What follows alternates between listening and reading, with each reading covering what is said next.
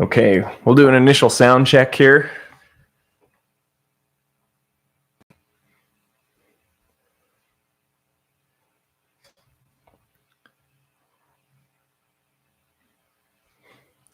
Let's see.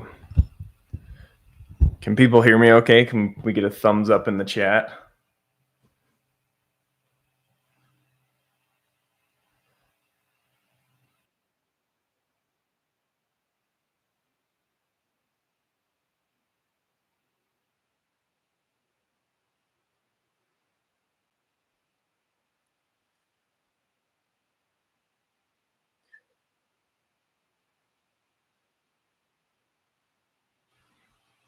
All right. Just want to make sure everybody can hear me. Is everybody good? Okay, I got some thumbs up. All right.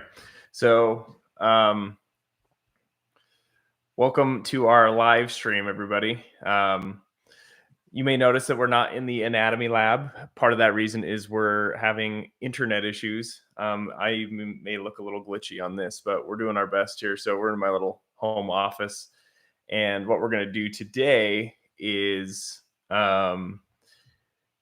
go over what we do with our live community. So our theme this month for our live community is the cardiovascular system. And so we do these lives every week, and we weren't able to do it the other day because of internet issues at the lab. So we're working on that. And so I'm just going to do it here in my home office, and then we'll take some time to have questions at the end. So what you guys are all seeing here is just kind of a picture of what we would say the liquid connective tissue. But let me actually back up for a little bit here. When I was first taught the cardiovascular system, I like how my professor broke it down for us. Our professor would tell us, okay, there's 4 components of the cardiovascular system: blood, heart, vessels, and lymphatics. And so what we're going to do each week in our community is we're going to start with each one of those components. We're going to start with blood, and then we're going to go to the heart, and then we're going to go to vessels, and then we're going to go to lymphatics. And so that's what, like I said, we're going to do today. And this picture that you're looking up here is just what we would call the liquid connective tissue of your blood.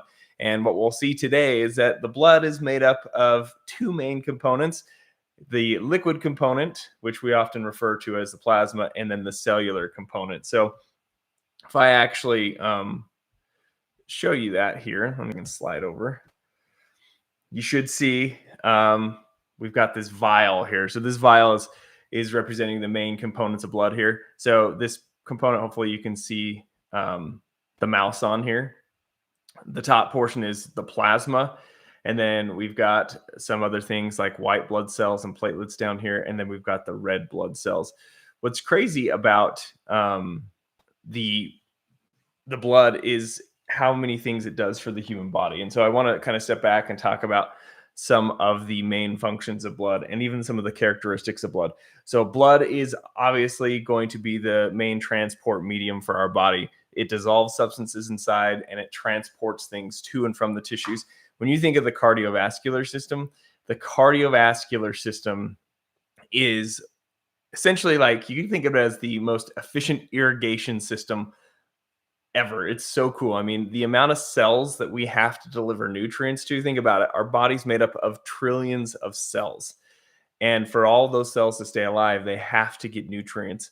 And what's incredible is that you have this system, this irrigation system of tubes and blood and a pump to pump it there. And all these cells get the nutrients. And the blood transports and provides a medium for these nutrients to be transmitted to those cells. And so we're going to transport oxygen, obviously, glucose, fatty acids, proteins, all sorts of substances to the cells for nutrients. And then we also have all the metabolic byproducts from the body, right? Like from metabolism, we'll have carbon dioxide. We have, if you're exercising, we often think about lactic acid or lactate. But the blood is going to move these substances to where they need to go, to the cells, and then away from the cells to get excreted by the body. If it's carbon dioxide, it'll be in the lungs. Certain drugs have to go through the liver and get metabolized. Things will get taken to the blood, will get taken to the kidney so we can excrete waste products. It's quite the remarkable system. So as far as a transport medium, that's one of the functions of blood. Blood also is a protector. Blood has white blood cells in it that are going to protect us against infections. So that's obviously very important. And it even stops you from bleeding out. So there's certain types of cells and clotting factors that are in the blood to help you actually stop yourself from bleeding if you get a cut. So those are two main protective components of blood. You could make the argument that blood protects your body by creating a cushioning effect. Usually those are constituents of blood or things that are derived from blood, like cerebral spinal fluid is derived from blood that protects your brain, the fluid between your cells, things of that nature. But directly, blood has that clotting protection and as well as the protection against pathogens because you have the white blood cells in there. Blood also acts as this awesome buffer. Like you need to keep your body within a narrow pH, especially your blood. And so your blood is all involved in this homeostasis of buffering and keeping the acid base balance proper within the bloodstream. Also,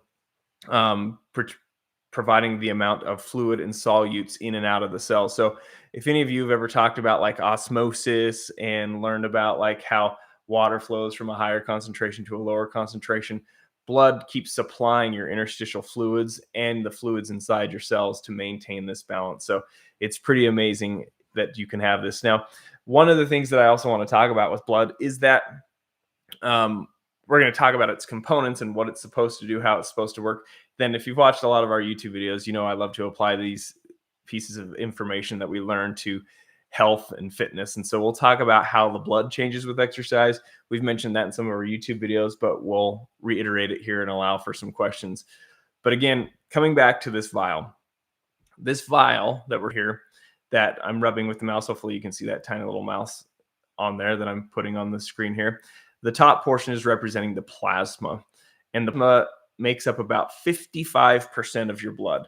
And so plasma is mostly water. And so I always like to make things, meaning like the ingredients. I always tell students in class, like, how do you make this stuff? Or how do you make this structure? How do you make a muscle? Like, what ingredients do you need to make a muscle? But what do you need for plasma? Obviously, we need water, which we would get that from our diet. So we're replenishing our plasma all the time by the water that we drink. And our plasma levels can even go down when we urinate or, for example, when we sweat. A lot of people who participate in endurance activities and they sweat a lot, like during a marathon or during some other sporting event in hot and humid environments. So I guess it doesn't necessarily have to be through sports. It could be if you're working outside, like in a very hot and humid environment. Your blood plasma levels will actually drop because you have to sweat out some of the fluid to help cool your body down. But again, it's fairly simple to replenish it because you just drink some water and you can replenish your plasma.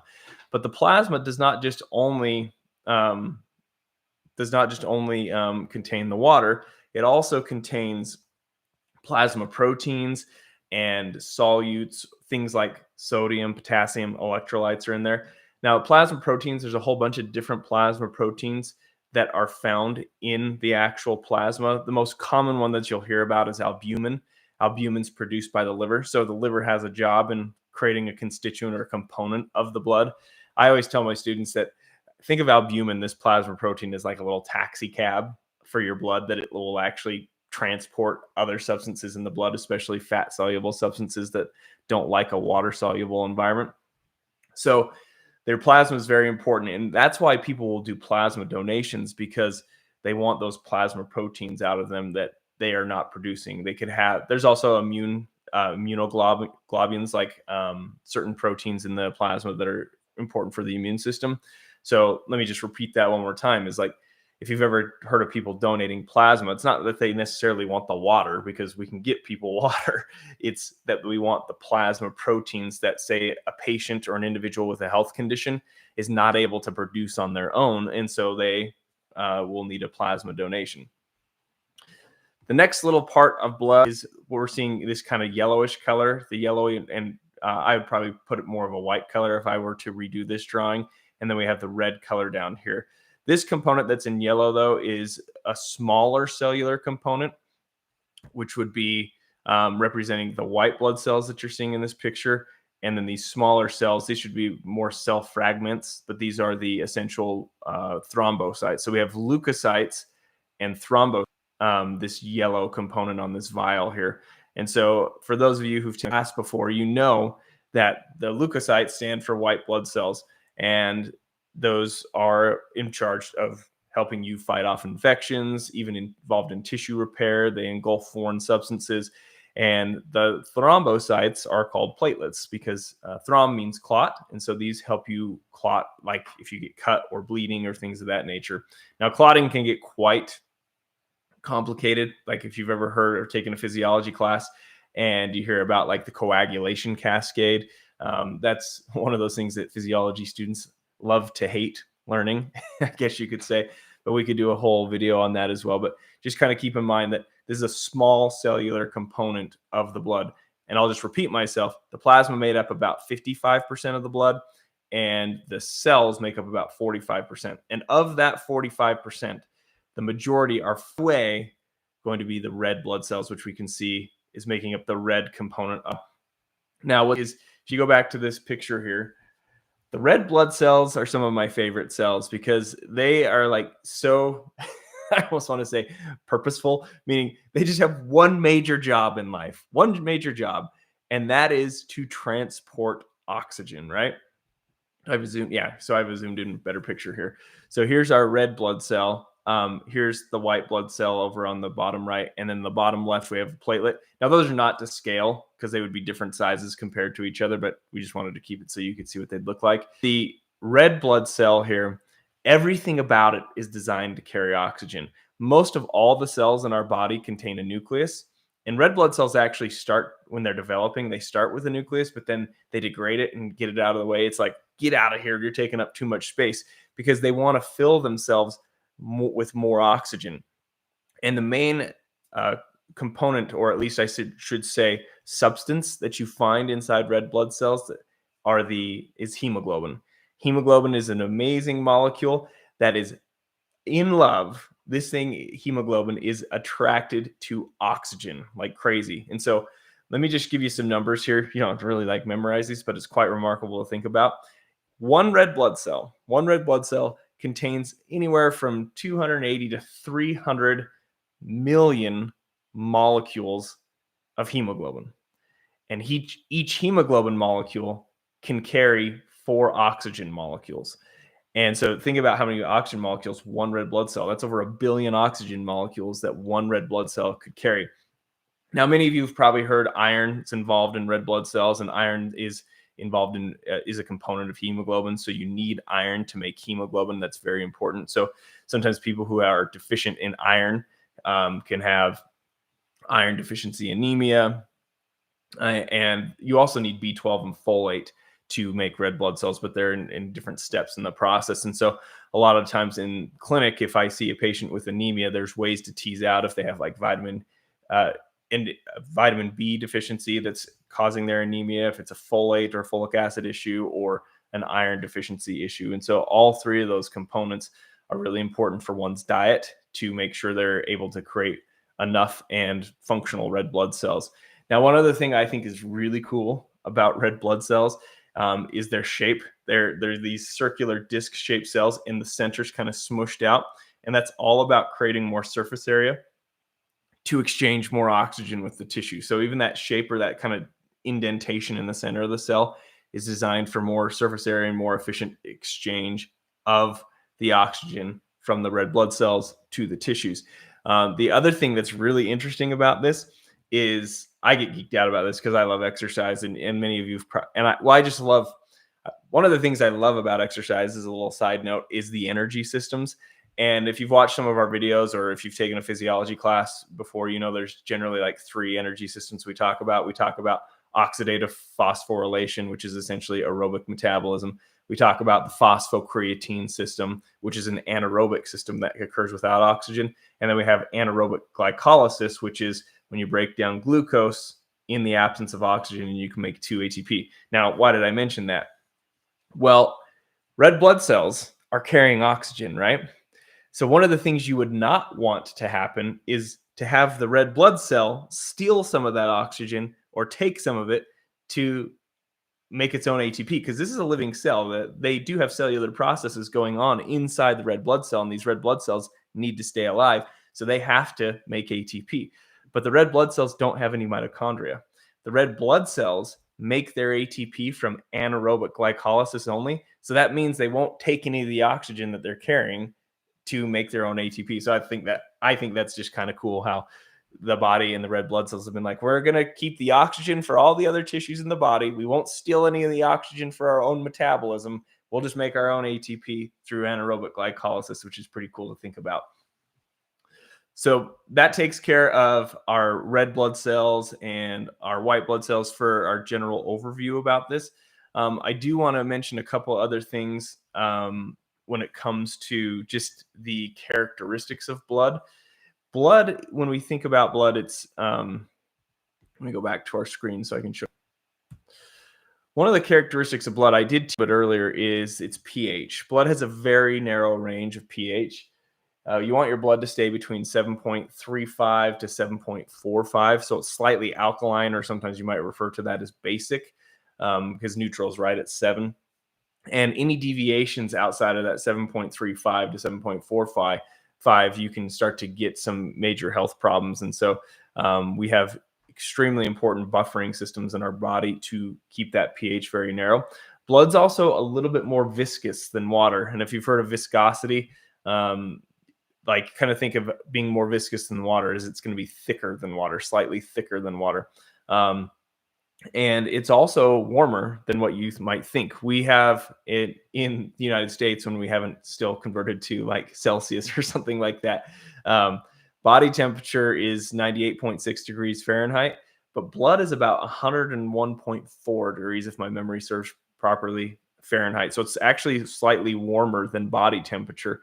But that's one of the functions of blood I actually forgot to mention earlier, is that one of the main functions of blood is its influence on body temperature, to help us with that. Can be from maintaining body temperature, and it can also be indirectly when we start to sweat, like blood vessels to the skin will open up or vasodilate, more blood will get sent, and we can kind of get rid of some of that heat when we're really warm from exercising, and that'll obviously stimulate sweat as well. But those are some of the characteristics I wanted to mention about that.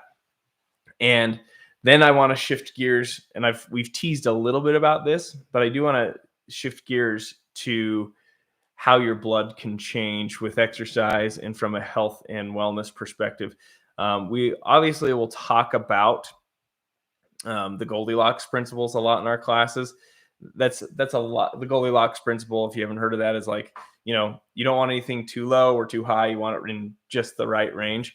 And that's pretty much with a lot of these cells. For example, you want the red blood cells not too high, not too low. You want them in just the right range. Some people who are in the fitness world might want them slightly elevated.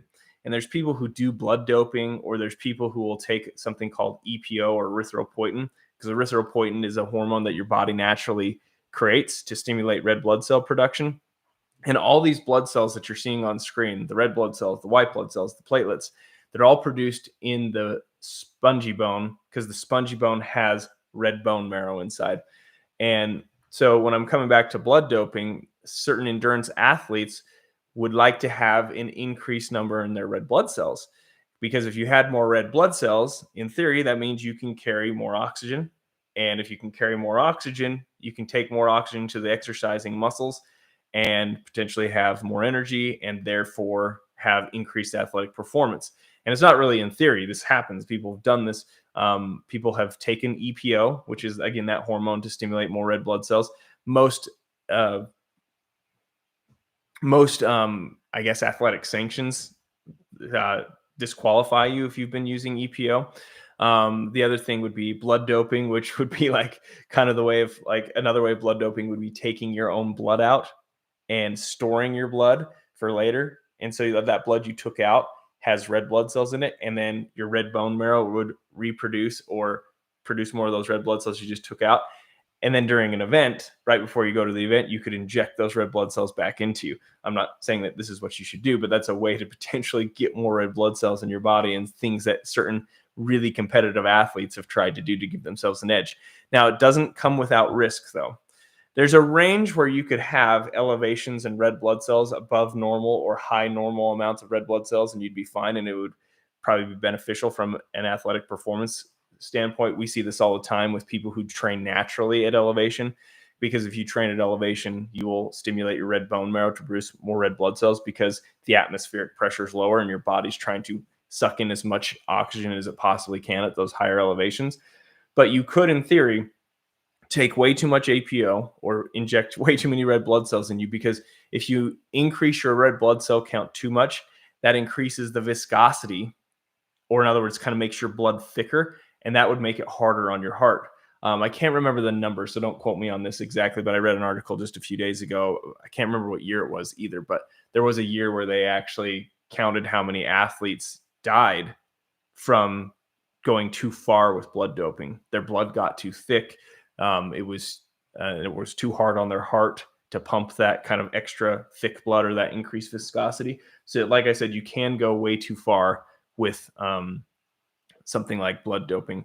But anybody who's just kind of a weekend warrior and recreational athlete, I try to do this. Sometimes I live at 45, well, right under 5,000 feet. And so I'm at a little bit higher of an elevation, but I've met people or talked to people who go train for like a month or two at park cities close to us in Utah, or places in Colorado where they're closer to like 6,000, 7,000 feet, where they'll naturally get an increased amount of red blood cells. And that increase is not going to take anybody too viscous or have too thick of blood, if that makes sense. It's just going to generally give them an athletic advantage by giving them a little bit more of a higher red blood cell count. Now, do you need to go to elevation to increase your red blood cell count? And the answer is no, you can, but just if you went from couch, this is kind of a phrase we say in the lab, from couch to gym, meaning if you just went from you hadn't been exercising for a while and then you decided to start a workout routine. And we always joke around about the beginner effect, because the beginner effect, meaning when you begin exercising, you like get the best of all adaptations. And then when you get more fit, then you have to like start tailoring your training plan to be much more specific. But in general, endurance type training tends to stimulate the body to produce more red blood cells as well. So there's a lot of things that'll stimulate red blood cell production from an athletic perspective. Not only do you increase the number of red blood cells, you'll also increase the plasma. So people's blood volume goes up when they exercise. And so you kind of get these two things hand in hand. You have an increase in the actual fluid content of the blood, the plasma, to carry those extra red blood cells that you might be actually creating from exercise. So that's an incredible adaptation that can occur. You have an increased fluid capacity from exercise because you can carry more plasma, as well as an increase in red blood cell count. And so I think those are two of the main adaptations that I want to talk about, or some of the main adaptations about exercise that I wanted to talk about. But now we'll leave it open to questions that you guys have. I think people on our team are looking at some of the questions that you may have had in YouTube. I haven't seen any yet, but if you guys have a couple of questions, we have some time for questions. We'll probably focus on the ones about the blood and cardiovascular system first, but if we have some random ones, we might be able to get to those as well. So we'll see let me look through here, see if we have any questions so far, but my team might be posting some questions here. Let's see here.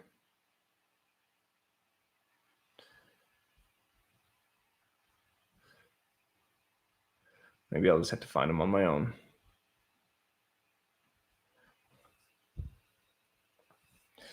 Sorry, everybody. I'm just scrolling through here to look at some of the questions. There's not a lot here. Please make a video on dementia. Well, I'll answer that. We are working on an Alzheimer's video.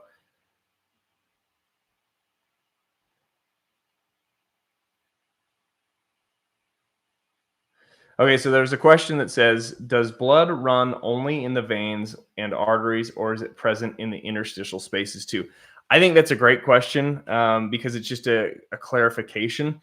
So when we get into our blood vessel lecture, we always start students off as there's three main different types of blood vessels. We have arteries, veins, and capillaries.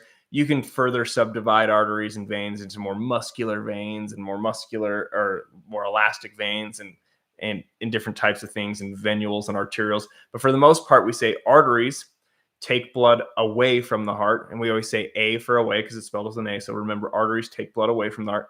Most of the time, they contain deoxygenated blood, with the exception of the pulmonary arteries. But so to stop students from getting confused about when they have oxygenated versus deoxygenated, we just say arteries away. Then the arteries get into flow into smaller arterioles, or smaller arteries that we call arterioles, and then the arterioles will flow into capillaries into the tissues, and that's when the tissues will start exchanging blood. Now, the reason I wanted to go through that is there is technically a distinction between the interstitial fluid and blood. Interstitial fluid is derived from the blood. So imagine that blood going into the capillary surrounding some cells in the tissue. What will happen is some of the fluid component of the blood will leak out of the capillary and supply that interstitial fluid and even the intracellular fluid with fluid. So you're pulling some of that plasma out of the blood so you can keep supplying that interstitial fluid with enough water content and enough water content in the cells. So is interstitial fluid different than blood? Yes, technically, but it was derived from the blood, if that makes sense. Essentially, all the fluids in your body, you can make the argument that they're derived from blood because you drink the water in, it goes into your intestinal tract, and then gets absorbed through the capillaries that are surrounding your intestinal tract. And that's essentially how the water gets into your body, is absorbed through the capillaries, and then your bloodstream can distribute the fluid content. And it's really cool because you have this system that if you drink too much water and you have too much fluid in your blood vessels, we can get rid of some of it through peeing it out through your kidneys. So your kidneys are also constantly monitoring how much fluid you have in your bloodstream, because again, you don't want too much or too little, you want it just right. So that was a pretty good question. I think we might have some other ones popping up here. Maybe. All right. Got a list here. Is blood a tissue? I think that's Miel. I don't know if I pronounced your name right. It's Miel. So that's a really fun question. There's some debate about that. A lot of anatomy and physiology books classify blood as the liquid connective tissue. Now, what's interesting about connective tissues, when I was growing up, I thought connective tissues would be soft tissues only, right? Like you think tendons, ligaments, fascia, those are connective tissues, but they're a very specific category of connective tissues. We often call those the general connective tissues. But when we're first teaching students, we actually will say there's 4 connective tissues. We say general, cartilage, bone, and blood. So you're like, how is blood a connective tissue? Like it's not binding or holding anything together. Well, this is kind of a little bit of, you're going to have to imagine this with me. But what they saw between bone, cartilage, blood, and general connective tissues is that when you look at them under the microscope, they have this characteristic that's the same. And we say this characteristic is few cells, lots of extracellular matrix. And if I come back picture here, you're seeing this black picture here, but all the space between the cells is referred to as the extracellular matrix, what we just call the plasma. But all the other connective tissues have that same characteristic. Bone tissue has cells and then all this space in between the bone cells. General connective tissue has all these cells and space in between the cells. And because all of these tissues, these have what we call the extracellular matrix. That's how they all got kind of classified. If I had some more pictures prepared for you, I could show you a little bit more of that. But that's the main idea, is that blood is technically classified in most anatomy books as a connective tissue, but there has been some debate in that in the past. But the last anatomy book I checked out that was pretty, the last few that I checked out still classified it as that. But so hopefully that kind of answers your question. For the most part, it is taught as a liquid connective tissue. Okay, so we have Wiegand.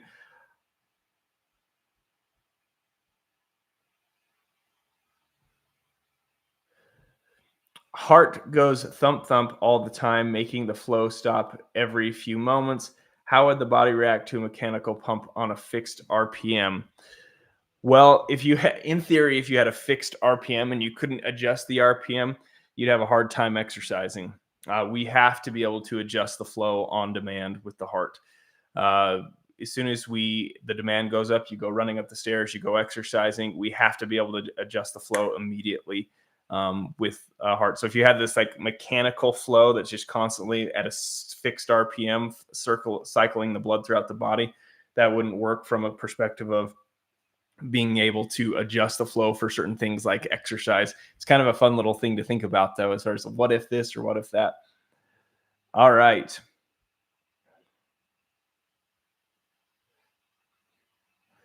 So let's talk about,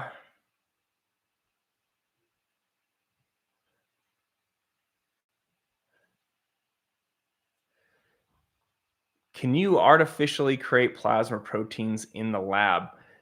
That is a good question. I don't know who posted this question. That's a tough one. I actually don't know. So I'll just be honest on that one. I wouldn't be surprised if you could synthesize some sort of protein in a lab if you had the amino acid sequence. But if you could, that kind of would beg the question of why haven't we done that for like plasma donation? So I'm wondering if there's some limitation to that. But I don't actually know the direct answer on that. So that would be an interesting thing to know about. So I'll see if I can look into that. All right. Let me just get to the next question here. Let's see here. Sorry, I'm scrolling through everybody, so it's just taking me a second.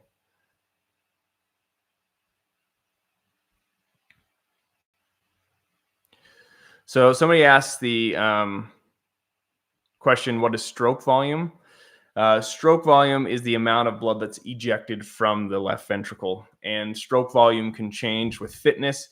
And so, if somebody with a greater stroke volume, for example, can pump more blood per beat, is going to, in general, have a more efficient heart. And so, you can actually improve and change your stroke volume by getting a more fit heart.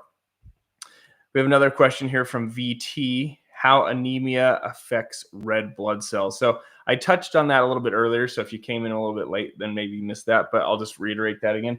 It depends on the anemia. There's different forms of anemia. We have anemia that's caused by iron deficiency. We can have anemia caused by vitamin B12 deficiency and even folate deficiency, sometimes referred to as folic acid. And so generally your red blood cell count goes down with anemia. And you can measure that on a CBC. It's called a complete blood count. And I'll do that in my primary care patients. And so once you get below a certain, there's a normal range of where you want your red blood cells to be. And if you go below that, we call that anemia, essentially. That's a very big generalization. And there's levels to anemia. I remember my first year coming out and working with patients. What was the person's hematocrit? It was so low. I ended up sending this person to was it 7? It was so low. I can't remember. Anyway, but when I saw the blood work, I was like, what is going on? Why is this person even standing?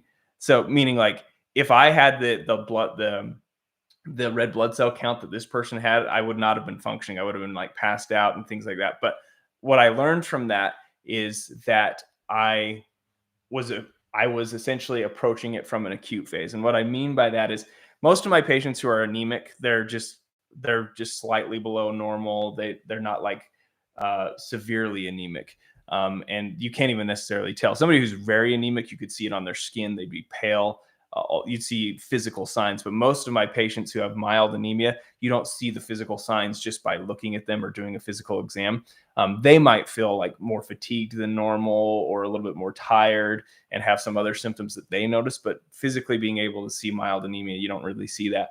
But I'm telling you this story because when I saw the numbers, I was like, what is going on? How is this patient sitting here talking to me? But what I learned from that first experience is if somebody gets anemia gradually, and it gradually gets worse and worse and worse, they kind of start adapting to it and getting used to it. Doesn't mean it's a good thing to keep, but if you went anemia like quickly in a short amount of time to that level, like to blood levels where you need blood transfusions, that's where this person was at. I sent them to the hospital to get a blood transfusion, but because it happened so slowly over time, it's not like they immediately passed out or had these major issues from their anemia. Whereas like I was kind of having this perspective of like, oh my gosh, if I lost that much blood right now, I would be just passed out and not be able to function at all.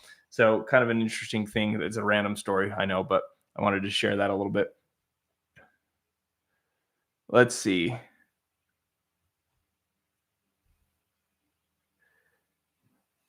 That's an interesting question I'm going to address. Would blood doping help people with COPD? That's a great question. Probably not too, maybe a little bit. I guess maybe you could. That's a possibly. COPD is more of the lung issue, though. COPD is affecting the exchange of oxygen and their and oxygen and carbon dioxide, and because their body should be producing enough red blood cells with COPD unless they had another issue going on. But the problem is the exchange at the level of the lungs. They're having an issue with their breathing rather than the amount of red blood cells that they're having. So if you gave them more red blood cells, could somebody with COPD maybe pick up a little bit more oxygen, even though their lungs are less efficient? It's possible, but the main problem is actually the actual lung tissue, the lungs, rather than the amount of red blood cells that they're creating.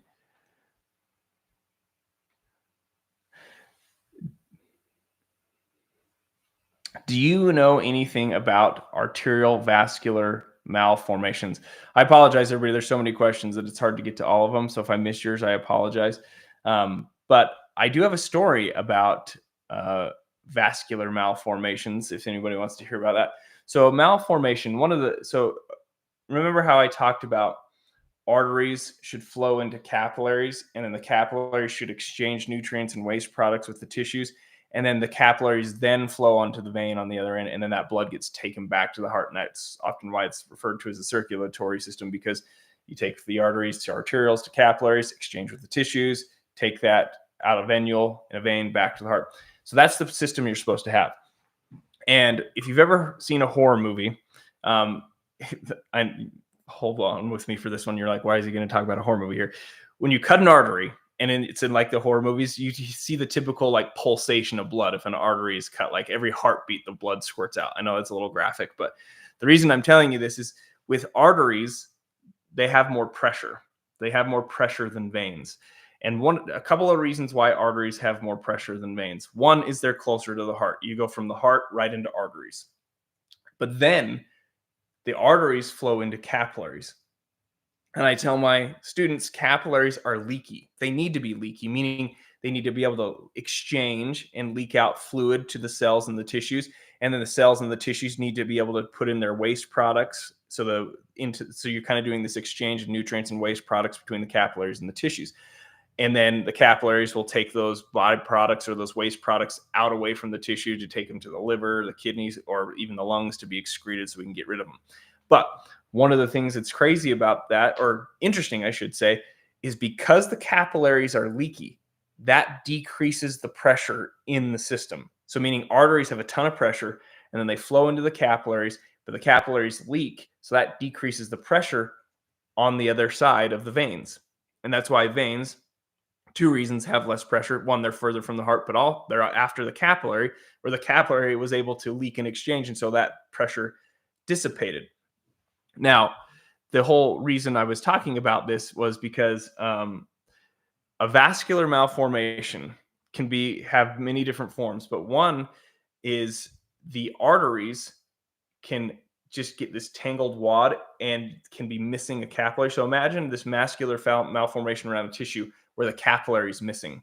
And these arteries come in, and instead of forming capillaries, they just entangle and flow right into veins. Well, what did we have that the capillaries did? One, we have exchange, but also we had the capillaries decreasing pressure. So let me tell you the story. So when I was in college, my friend was working out at the field house at our college. The field house was just where they'd work out at the gym, weights, and all sorts of different places to exercise.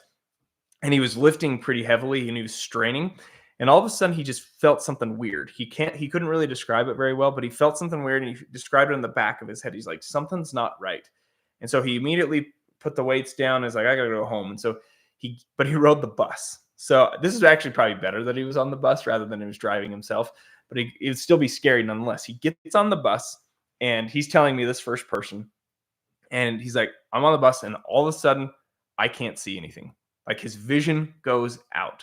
Imagine being on public transportation. Again, probably better than driving himself, but all of a sudden your vision's gone.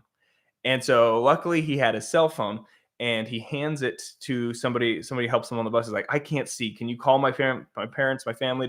So he gets somebody to help him. He gets sent to the hospital. His family meets him at the hospital. And long story short, they find out that he had a vascular malformation surrounding his occipital lobe of his brain. And so what had happened is because he was straining so hard, and remember, capillaries help to dissipate the pressure, he burst a blood vessel in this vascular malformation because there was so much pressure in this little malformation.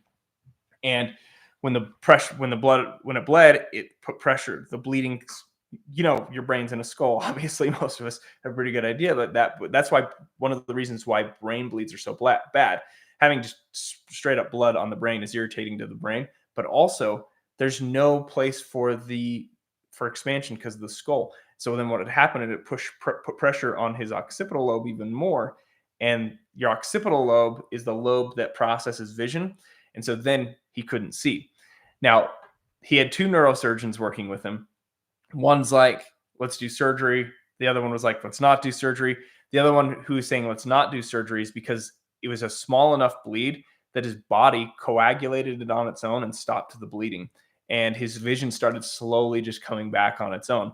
And I was talking to him about this after he got out of the hospital. And he's like, yeah, I don't want anybody to cut in my brain if my vision's coming back. And so that was a really long story to kind of talk about how a vascular malformation can form potentially in these different places where you do need this nice setup of going from an artery to an arterial to a capillary to dissipate pressure and to really exchange nutrients with the surrounding tissues and then flow that into a vein. And if you're missing that center portion of the capillary, that can create some problems as well. Not only just with exchange, but also a pressure issue. So it's kind of a crazy story that he shared with us.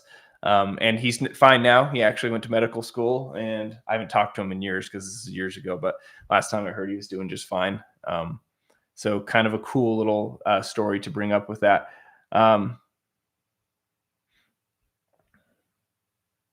Let's see.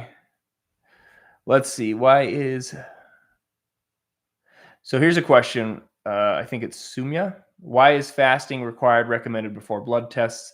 Wouldn't it decrease plasma and water content in the blood? That's a great question.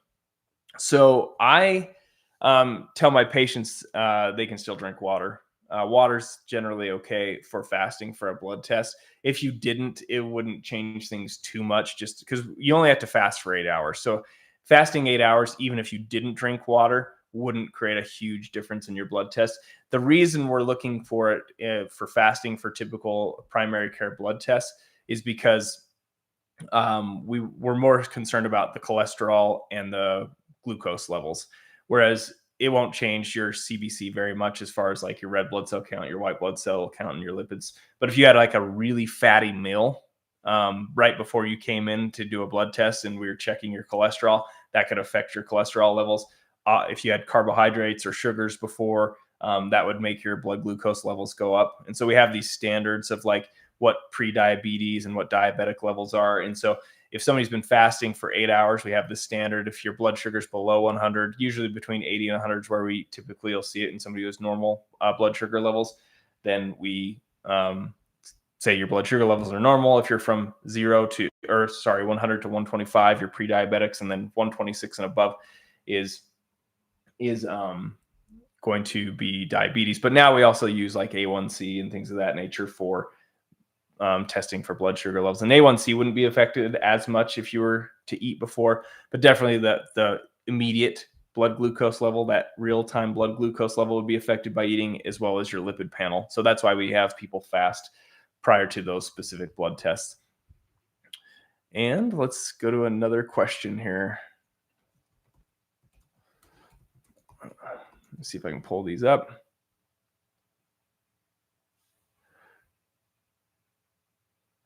So there's a couple questions about sickle cell anemia. I'm trying to find those. I scrolled past them initially on accident. I don't know what the specific questions are on those just because there's so many coming in, but sickle cell anemia is when somebody has a genetic change and they get a different type of hemoglobin, and it's called hemoglobin S. And one of the things, and it's a genetic condition, and when you get hemoglobin S, that changes, essentially think of it as kind of changing the shape of the hemoglobin and making the hemoglobin structure different. And what that does, because the hemoglobin's inside the cell, and the best way for me to describe this without some pictures or drawings is that it makes the cell more rigid and to form this sickle shape. because you get a different type of hemoglobin. Like I said, that'll change its shape and become more rigid and sickle cell like. Now, the problem with that is those cells don't last as long, and they're more rigid and they clog the capillaries. So what I haven't covered, which I think is fascinating, we've talked a lot about capillaries, but one thing I haven't mentioned yet is that capillaries are very narrow. Like when we're talking about, like when you look at the aorta is the biggest artery in the human body. It's the size of a garden hose. It's huge. But once we go from arteries to arterioles to capillaries are narrow enough that only one cell can squeeze through. And when I say squeeze through, literally, one of the cool characteristics of red blood cells is that they are flexible and they can squeeze through those tight capillaries. But a sickle cell red blood cell, a red blood cell that has that sickle shape that's more rigid, loses that ability to squeeze through those tight capillaries and those tight spaces. And so they can actually kind of create a backup in traffic, and they don't carry oxygen as well. And this can create all the symptoms that people have with sickle cell anemia. And so that's kind of one of the Reader's Digest versions, or one of the quick versions of why sickle cell anemia can be such a problem from like a physiological level. So we've got enough time for about a few more questions for about 4 or 5 minutes. We were going to go for till about 10 a.m., at least my time today. Let me see if I can scroll through some of these here. I apologize, everybody, for not getting everybody's question answered. There's just enough that are coming through here. Let's see. There's one that says explain about blood cholesterol. I actually just want to tease that one. We're in the process of getting a YouTube video created for blood cholesterol, so I'll probably refer you to that one as we get going there. But we're going to talk about like LDL, HDL, and different types of cholesterol, and kind of discuss why maybe saying good and bad cholesterol is not necessarily the best way to talk about that. Let's see.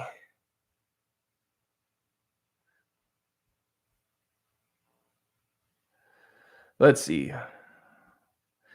one that says, why do blood clots occur in the legs? That's a good one. So blood clots, I feel like we've been talking a lot about blood clots the last couple of years, as far as especially with certain risks, and I've seen it with a lot of patients, but that's just a side note. That's more me thinking out loud. So blood clots in the legs. So part of the reason why blood clots form in the legs is through venous stasis. And venous stasis is essentially slowing a blood flow in a vein. And now, if you've ever noticed this, if any of you have ever been standing for an extended period of time, or just like waiting in line for a long period of time, and you look at the veins in your feet, you'll notice they start to stretch or essentially kind of distend a little bit. And that's because gravity is making it harder for your blood to return from your lower body up to your heart. Now, we have some things to combat this, like veins have one-way valves. So for example, like if you had a vein in your lower leg and you got the blood to, like say the blood moved up to the mid-calf and it passes a one-way valve, that's really good, because then the blood won't fall back down to where it came from. But if you have a valve problem or a faulty valve, then that blood can fall back down to where it came from, if that makes sense. And then you can start to get just this backup of blood. And so that's one thing. So let me just talk about it from the perspective of just venous stasis.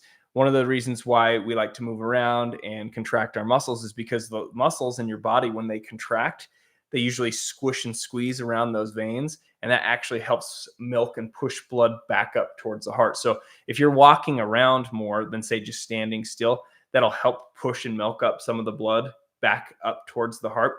And again, like if you had a vein that's a certain length and you had valve checkpoints in that vein, say your muscles contract, like a calf muscle contracts and squeeze some of that blood past that one-way valve, that's great, because then that blood won't fall back down. But if that valve are broken, then that you could squeeze up that blood, and then all of a sudden you relax, and then that blood falls down, and you did all that work in vain. That's my little stupid TG joke. Anyway, all that work in vain. But yeah, so you squeeze the muscles, and that helps milk the blood back towards the heart. But if you're too stagnant and you're sitting in an airplane for 4, 5, 6 hours, and you don't get up and walk around, that vein, that blood that's just sitting in that vein could potentially be too stagnant that it forms a clot. Now, there's other risk factors involved in this, Like there's other factors about your risk of forming clots, who you are, all sorts of different things that are influence that. But that's one of the components of getting why the veins of the leg are more prone to getting clots than other veins, because there's gravity always pushing that down. And if you're just sitting or standing, doing nothing for a while, that can increase the risk of just the blood stagnating and then starting to form a clot. And then our biggest risk of that, forming a clot in the leg of the vein, rarely does anything that doesn't ever kill anybody. So nobody ever dies from a clot that's in their vein and in the vein of their leg and stays there. Where we get worried about it is when the clot breaks free from a vein in the leg. The first place it's going to go is the heart, and then the next place it's going to go is the lungs. Because actually, when you go from a clot from the leg vein, the veins get bigger and bigger and bigger as they go to the heart. So the clot's not going to get stuck. But as soon as the clot passes through the right side of the heart and goes to the lung, then the arteries start to get smaller and smaller and smaller. And eventually that clot can get stuck in an artery in the lungs. And we call that a pulmonary embolism. And that's why blood clots in the legs are so dangerous, because they will almost always, the first place they get stuck is almost always in the lungs, because of how the blood vessels first get bigger and then they start to get smaller, where they can actually catch that clot and get lodged into a pulmonary arterial or usually a pulmonary arterial, and we call it, like I said, a pulmonary embolism. And then people have unfortunately died. A lot of people have actually unfortunately died from pulmonary embolisms. My mom got a pulmonary embolism. Luckily, they caught it fast enough, and hers, they got rid of it. They dissolved it, and she's totally fine now. But hers was from a surgery. So that's another risk factor. If you are stagnant after a surgery, imagine getting a surgery where somebody cuts into you to perform the surgery. As soon as you start bleeding and having cuts, your body's going to start releasing clotting factors to try to stop the bleeding from the surgical incisions. And then the surgery's done. You're still going to have those clotting factors circulating throughout the body, but now you're stagnant, laying in a bed or something like that. So that's why a lot of the hospitals will, if they can, try to get the patients out moving and walking around, or they'll have compression devices that help kind of squeeze the blood in and out of the legs to help reduce the risk of clots. So I think we've got time for one more. Let me see what I can find here.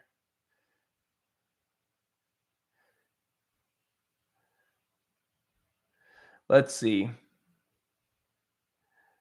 There's a lot to pick from. I apologize, everybody. So there's one we already kind of answered here. Let's see.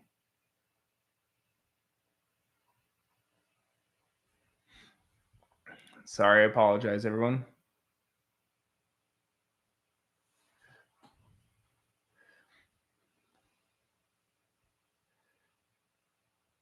Well, I'm definitely going to start walking more. Sorry, I just picked up that comment. Let's see. Is it Gecko? Can a person live with a blood pressure of 300 over 190?